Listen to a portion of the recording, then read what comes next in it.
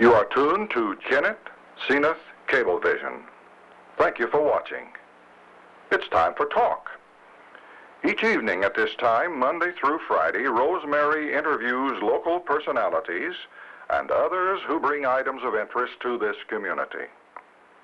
Time for Talk is a community betterment service designed to cooperate with our local community betterment program. Tonight, Rosemary takes us by means of portable camera out of our studios and maybe into your neighborhood. And now, it's time for talk. As you know, we've been working on the extension 412. They're making it 4-lane all the way. And so we decided we'd come up and look for any records they may have of the very beginning of the very first road when it was Highway 84, or maybe even it didn't have a number.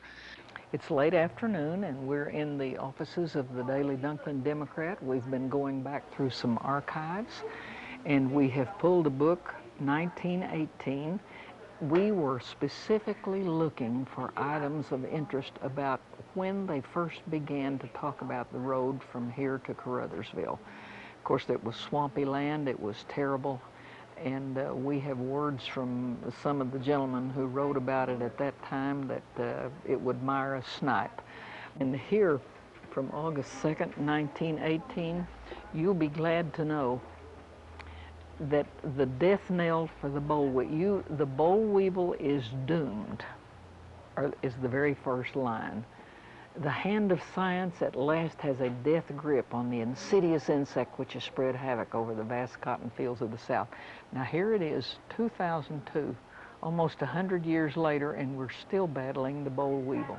Well, we came to the end of December in 1918, and we have only had the 2 articles.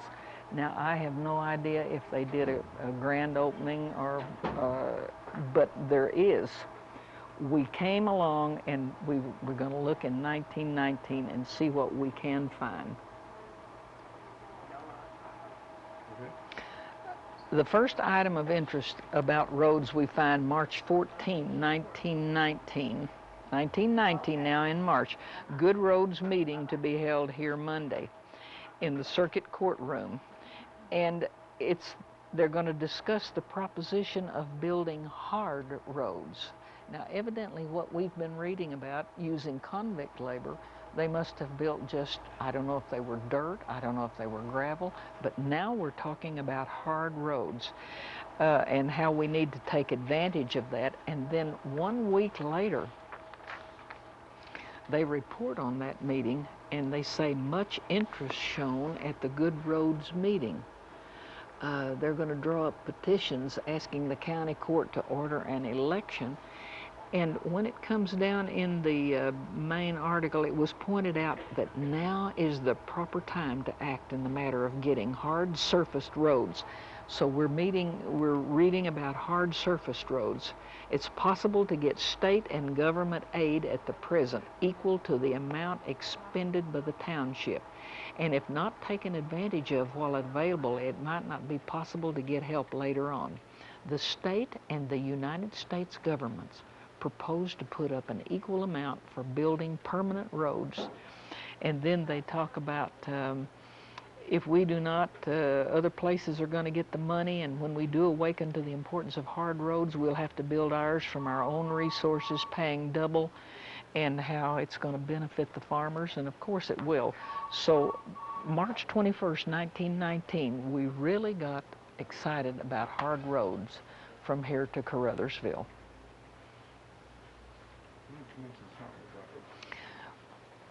We've been looking through some of the archives of the Daily Dunklin Democrat concerning roads in Dunklin County, specifically when Highway 84 West might have been begun. We found some things in 1918, but in March 21st, 1919, here in this Dunklin County News, much interest shown. The citizens are getting busy on their committees, and you read about many of them came out to talk about good roads. You read about Judge C.C. Redmond He has a copy of all the road measures, and there was nothing in any of them that, after giving them study, which would make the road law any better than the ones we now have. They list some of the men in Dunklin County, and then they say this is the time to get the matter of hard surfaced roads.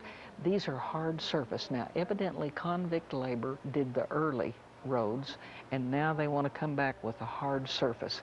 And we have a letter written about this time by Judge C.C. Redmond, and we'll bring you that at a later date. It's very interesting, his account of getting this road across here. We're looking through the archives at the Daily Dunklin Democrat. We came back specifically to look for items about the road when it was built from here to Caruthersville across the swamplands. And we have found several articles. Of course, this being 1919, most of this issue is filled with soldiers who are returning. And the war is over and everyone is happy, and of course you see on this the battle tank. But items of interest, I thought this one was an interesting thing for a front page. Kennett is to have a ladies' restroom. The ladies' restroom for Kennett is assured and will be opened the 1st of May.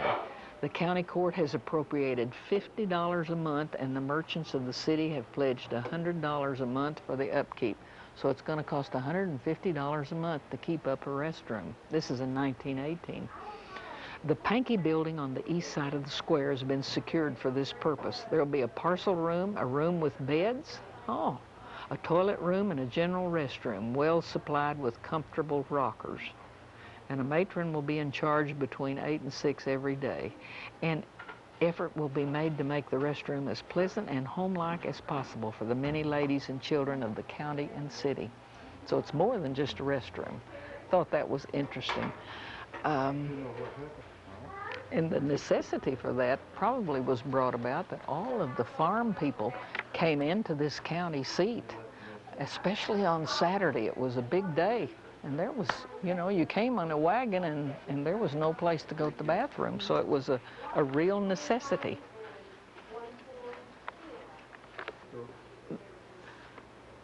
May 30th, 1919. We're really getting going on hard surfaced roads. The state engineer was here, and he's advising everybody about the road law and the road construction. It had been the idea all along, even by men who had given thought to road building, that nothing but concrete roads would do on the sand, through which more miles of our road run than any other kind of soil. And this way of building roads has been investigated, and it was found the cost would be so enormous, it would make the levy on the properties for taxes was so heavy. But Mr. Murray told us that was wrong. There were other ways of making roads in sandy section. And he said that clay and gravel, properly graded, would make a good hard road, and they still talk about concrete roads.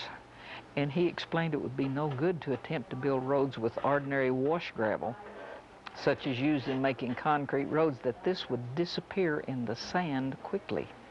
But he pointed out the clay gravel had binding qualities and would hold and form a perfect hard surface. So we have alternatives suggested here. I found something on July 11. June 27, let's see about July 11. July 11th, 1919, they're going to ask the people to vote a road bond issue. And let's have a big attendance at this meeting. And the club also appointed C.C. Redmond, chairman of the Township Board, to go before the State Highway Commission and arrange for the $1,200 per mile of state aid due to Kennett. $1,200 a mile for this road of state aid. This amount should be available at once. It's been laid out, designated, and a pretty good road already constructed.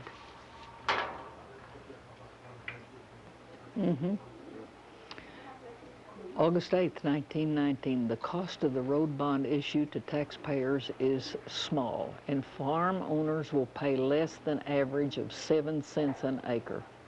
small cost in taxes compared with the value of the improvement. And they give all the real estate assessments and the personal property and how much, how many thousands of dollars will be raised from these assessments.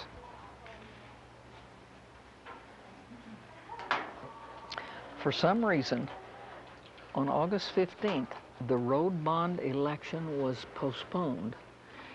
Talks about the assessment for the year 1916 must be used as a basis for voting road bonds.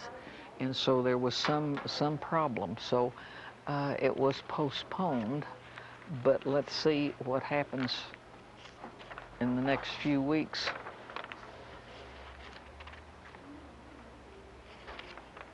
Of course, as we go through here, you find out that they're drilling for oil up around Campbell. We've seen article after article. And here's 5 acres in the best part, and you're going to put a well down on this tract, and you're invited to buy stock in an oil well. September 5th, 1919, our end of the Caruthersville Road near completion. Judge C.C. Redmond is the superintendent on the building of the bridge on the west ditch on the Kennett Caruthersville State Road, 44-foot approach, and they give all the specifics. The Pemiscot County convicts who are working on this road have their camp at the junction of this road and are working west toward the county line. When it's possible, when this is finished, it will be possible to go from Kennett to Hayti and Caruthersville over a fairly good dirt road by way of Bragg City. There is also a road open south. By way of Bragg City. Now, this is amazing to me. When this is finished, it will go from Kennett to Hayti and Caruthersville over a fairly good dirt road by way of Bragg City. Now, I think they must come along later then and do the hard surface road that they've been talking about. I'm a little confused about what they were doing. But I found on October the 10th an interesting article. Now, there's very little between now and then. Now, here's an article that says, makes first trip in car over the Kennett Caruthersville Road. Others have crossed the swamp east of here from Hayti to Kennett and from Kennett to Bragg City and other points, but T.V. Schoonover and Mr. Brewer, one of the guards at the prison road camp, claimed the honor of being the first to make the trip actually over the Kennett Caruthersville State Highway from Bragg City to Kennett. He drove a Ford car, and it's a pretty rough in some places, he said, but the trip could actually be made in a Ford. He has said there's a reward offered for the first to make the trip, and if so, he and Mr. Brewer are entitled to it. So there's no fanfare, there's no public opening, and in the rest of the paper we've gone through, no big deal. What was amazing to us is without any fanfare, you open up a road that has been anticipated for years. As I take it, it is not really hard surface yet. It's rough in some places, but they actually made the trip in a Ford car. We turn all the way to the end of 1919. And there is no news about the opening of the road. There's just nothing else said about it.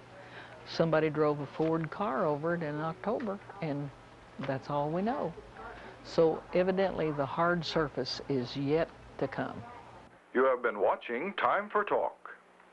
Time for Talk is a community betterment service designed to cooperate with our local community betterment program. Each evening, Monday through Friday at this time, Rosemary interviews local personalities and others who bring items of interest to this community. If you are aware of items of interest, please let us know for possible airing on this program.